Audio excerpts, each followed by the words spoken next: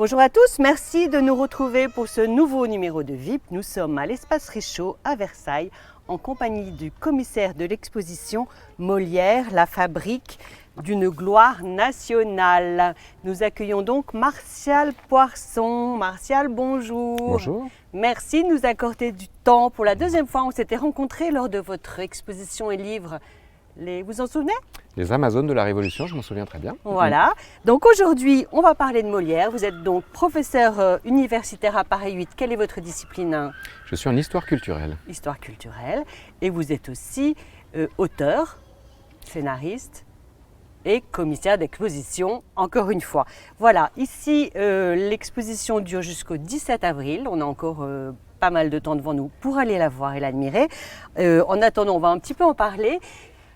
Je me suis mise 10 secondes à votre place, monsieur Poirson. Comment aborder un tel travail aussi, 400 ans, parce qu'on fête les 400 ans de l'anniversaire de la naissance de notre ami Molière, bien sûr, 1622-2022, 15 janvier.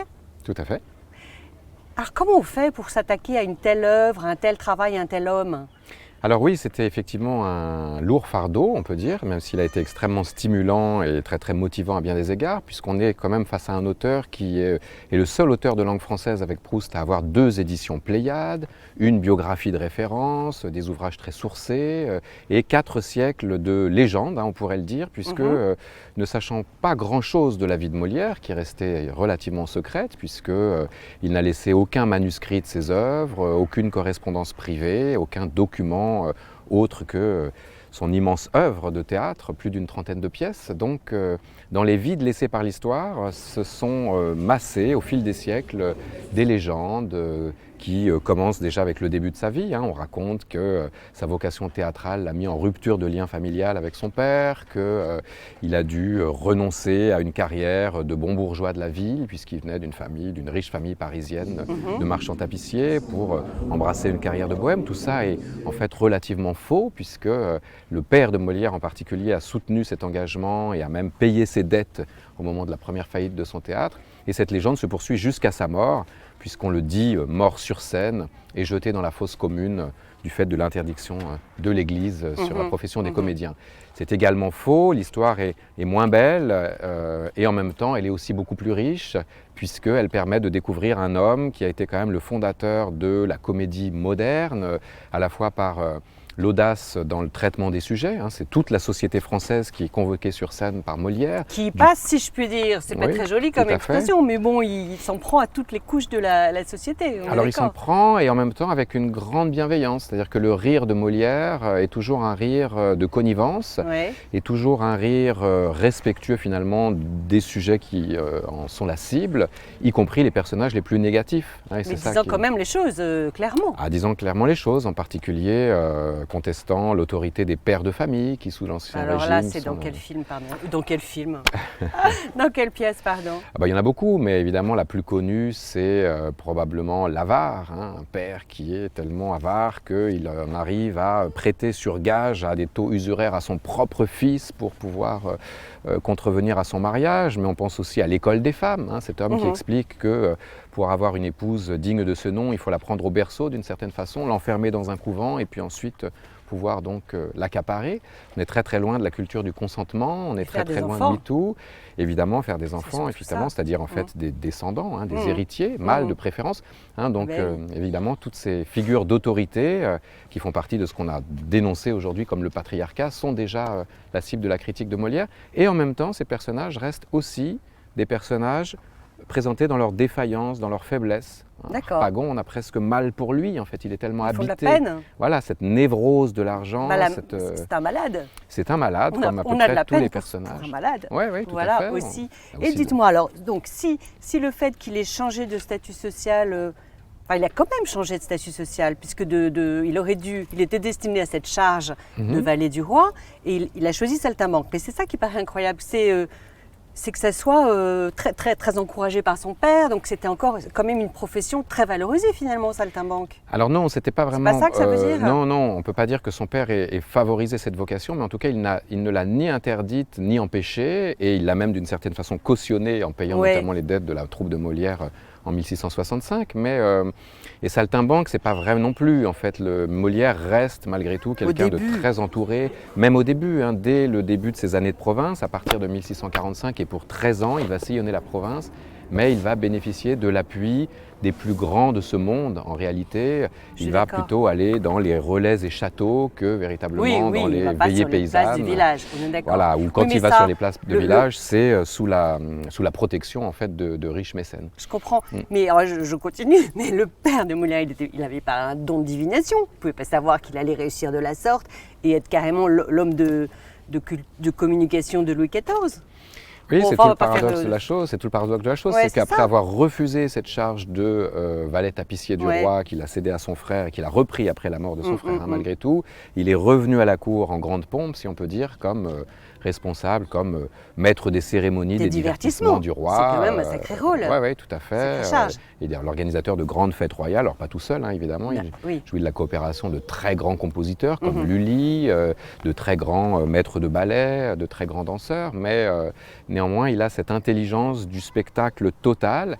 Il a cette audace d'inventer quand même pour son roi un genre, la comédie-ballet, qui deviendra ensuite l'opéra, voire beaucoup plus proche de nous, la comédie musicale, hein, d'une certaine façon. Mais oui, c'est l'ancêtre de la comédie musicale. Oui, on peut le dire, en fait, une forme qui mélange la danse, le chant, la musique et le récitatif, et qui va, comme le dit Molière lui-même, coudre ensemble, en fait, tous ces éléments du spectacle. C'est-à-dire que la musique n'est pas simplement ornementale, n'est pas destinée simplement à des divertissements un petit peu à la marge, mais elle fait partie intégrante de l'œuvre, elle fait avancer l'intrigue, elle fait comprendre les personnages, et donc elle est vraiment constitutive de la pièce. Et ça, c'est une invention majeure qui en fait l'ancêtre du spectacle total auquel nos auteurs contemporains essayent de s'adonner, parfois avec moins de succès d'ailleurs que Molière, qui avait vraiment ce génie du plateau. Oui, je comprends. Alors donc, le mieux, c'est d'aller voir cette exposition, hein, qui est extrêmement riche et qui est extrêmement documentée. Il y a des pièces uniques, d'ailleurs, qui ne doivent pas être exposées trop longtemps de par leur vieillerie, c'est pas le mot. Leur dimension patrimoniale. Voilà, merci, leur dimension patrimoniale. Même si patrimoine, c'est le père, hein, donc on revient toujours au même sujet. Voilà, donc soit on va voir l'expo, soit on lit ce livre que vous avez édité chez Seuil, en collaboration avec la ville de Versailles, ou on fait les deux, ce qui n'est pas plus mal. Donc Molière, la fabrique d'une gloire nationale, c'est le pendant de l'exposition, j'ai envie de dire. Oui, tout à fait. Alors c'est à la fois le catalogue, dans la mesure où on reprend les grands thèmes de l'exposition, c'est-à-dire la représentation de 4 siècles de moliérisme, la façon dont la légende s'est instituée, s'est transformée au gré des récupérations politiques, hein, dont il a fait l'objet, aussi bien par la monarchie au moment de la Restauration que par la Troisième République, qui en a fait vraiment l'auteur républicain par excellence, le bréviaire républicain tel qu'on doit l'enseigner à l'école, mais également la présence de Molière dans le monde, oui, ça va beaucoup plus loin. Très importante. Voilà, parce qu'il a été évidemment traduit, il est encore joué dans le monde entier, il a un rayonnement hallucinant. Ah, c'est l'auteur de langue française le plus lu, le plus traduit et le plus représenté dans le monde jusqu'à nos jours, y compris dans les anciennes colonies françaises, où il est pourtant arrivé, je dirais, comme un produit d'importation imposé par le colon, et où il est resté finalement aussi comme un élément d'émancipation, ce qui est très intéressant aussi. Bien sûr. Qui est Rachid Maraille ?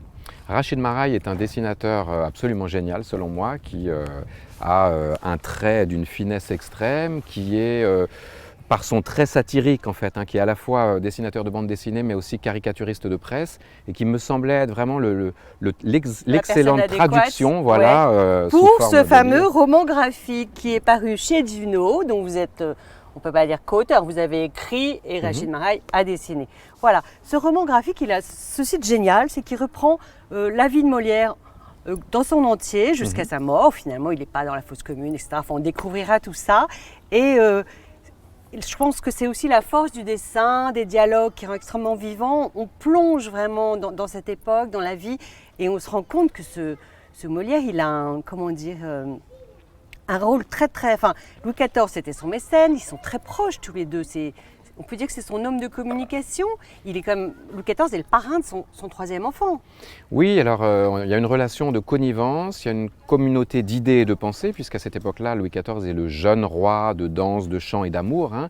On n'est pas encore dans la phase vraiment dure du règne. Et Molière a quel âge du par rapport à Louis XIV Molière a une quinzaine d'années de plus que Louis XIV, et Molière meurt vraiment dans la première phase du règne de Louis XIV, hein, en 73, c'est-à-dire au moment où Versailles n'est pas encore construit, construit, on est dans les balbutiements, ce qu'on montre dans le roman d'ailleurs, on voit Versailles en construction, ce qui est également le moment où le roi reste surtout animé par les plaisirs de la chasse, de la danse et du chant. C'est un excellent danseur, c'est un excellent musicien. Il est bien content de danser sur les... Il a des rôles aussi. Oui, il a quelques rôles. Alors Voilà. à l'époque de Molière un peu moins, mais en tout cas il participe activement. Il est plus qu'un mécène en fait, il est aussi une forme de directeur artistique d'une certaine façon du projet. Ils s'amusent bien tous les deux. Voilà, alors il y a une connivence qui ne va pas jusqu'à l'amitié, on ne peut pas être l'ami d'un roi, et surtout Non. quand on est comédien. Donc ce mythe de Molière ami du roi, qu'on retrouve dans l'exposition avec cette toile magnifique du déjeuner de Molière à la table du roi, qui est une pure fiction politique, hein, évidemment. On ne déjeune pas à la table du roi, surtout quand on est comédien, à l'époque, compte tenu du protocole de cour.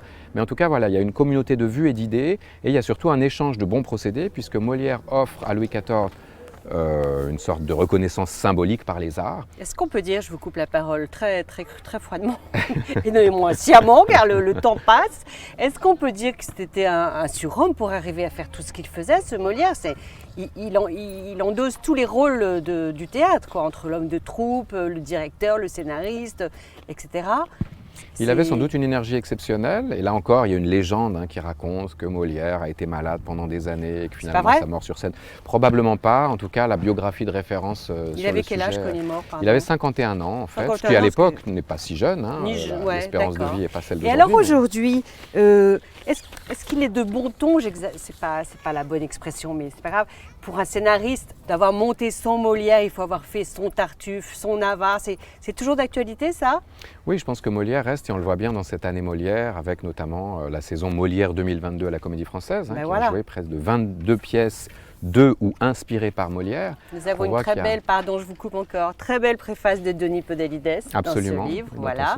On s'honore d'avoir sa présence dans le livre. Oui. Et effectivement, je crois qu'aujourd'hui, Molière a été tellement monté, fait tellement partie de l'imaginaire de tous les Français, par l'école, par les théâtres publics, par les théâtres privés également. C'est un des rares auteurs de répertoire qui est à la fois présent sur les scènes publiques et sur les scènes privées, ce qui est assez intéressant aussi, que effectivement, chaque comédien se doit d'avoir monté son Molière, et d'une façon qui est tout à fait différente de celle des siècles passés, puisque pendant longtemps, on essayait de monter Molière à la manière dont on imaginait qu'il avait été monté en son temps. Donc pendant tout le XVIIIe siècle, on se réclame d'une tradition de jeu qui probablement a évolué, on l'espère. Et aujourd'hui alors? Et aujourd'hui, au contraire, l'idée, c'est de créer l'événement en proposant une relecture nouvelle, une interprétation inédite.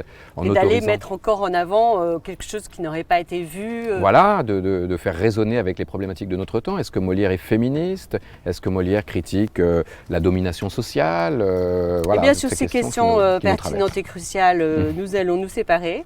Martial Poisson, un grand merci, c'est passionnant, c'est un sujet sans fin. Inépuisable. Inépuisable, on est d'accord.